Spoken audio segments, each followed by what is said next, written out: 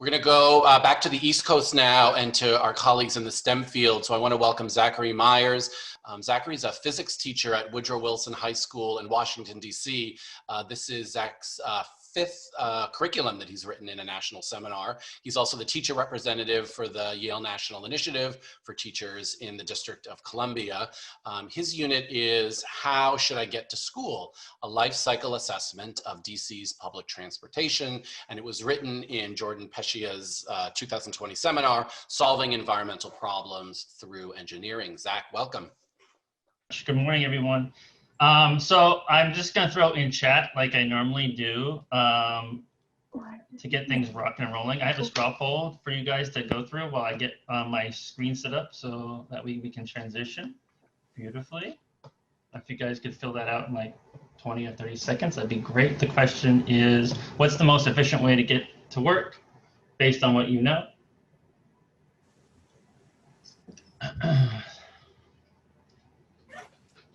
Okay, results are coming in.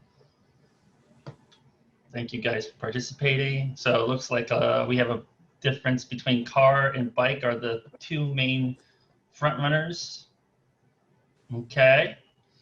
Okay, so this is kind of getting the discussion going. So what is the most efficient way to get to school or get to work? The real criteria is it depends. The real answer is it depends.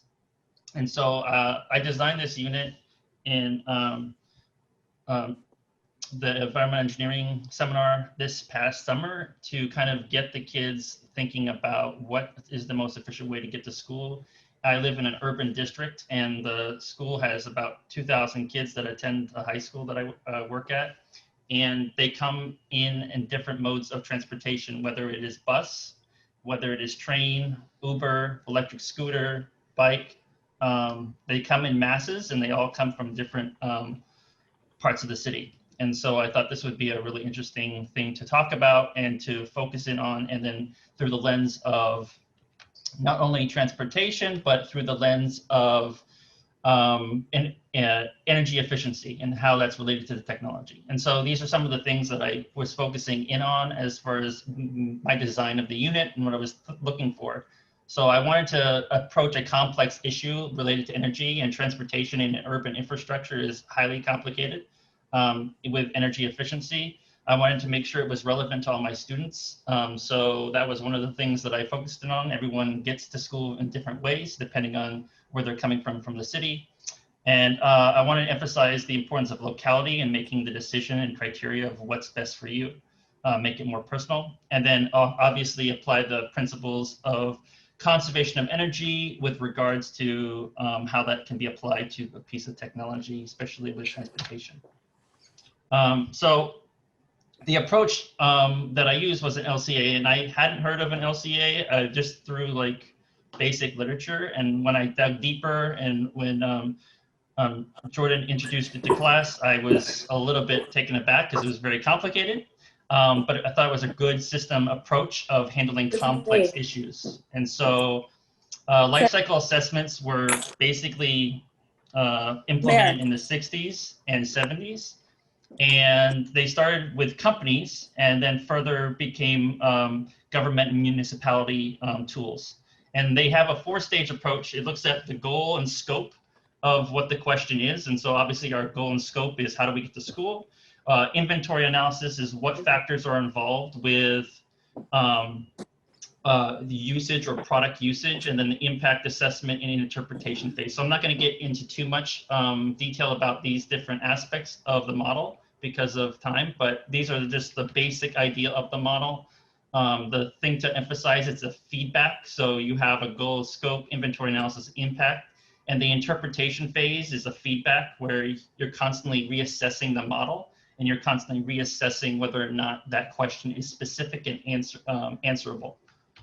So I took that idea and I scoured the internet and found data sets to kind of combine.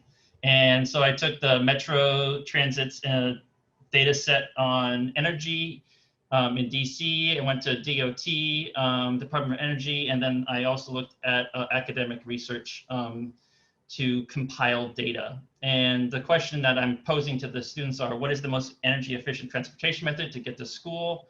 And again, this is dependent on their locality within the city. And the criteria we're using is energy use per passenger or greenhouse gas emissions with the modes of transportation. So here are some just examples of the data sets that I pulled. Some of them, this is based out of California, are really, really robust. They break down the different parts of the operation cycle within each transportation sector and basically parse it out based on different phases. And so I basically compiled this and modeled this to create our own data set for DC.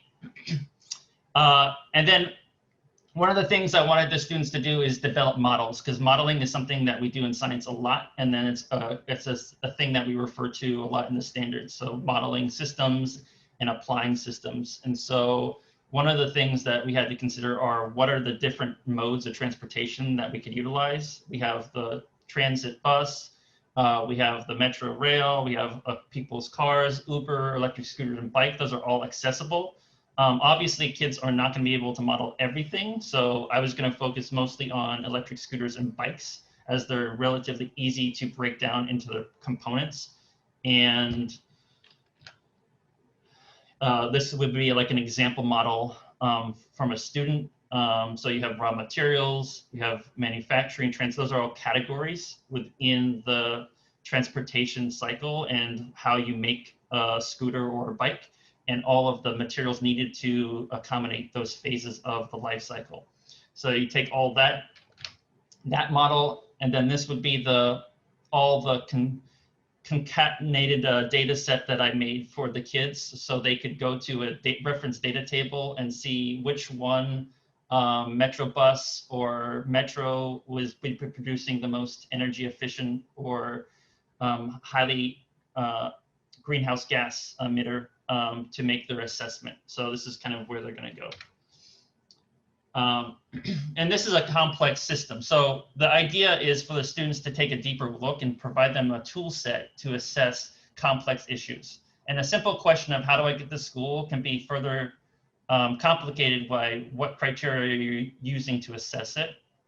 And so the whole goal of this activity and this unit was to give students the tool set to address complex issues, because something like how do I get to school is a very complex, nuanced thing if you're looking at energy efficiency. And this is something that is going to be really important for high schoolers or 21st century learners in general, because when climate change hits these cities, a lot of schools and district officials are going to be having to take a look at well, not just schools and district officials, but a lot of cities are going to have to look at what is actually occurring and how to best compensate for making the city more efficient, energy efficient with regards to climate change.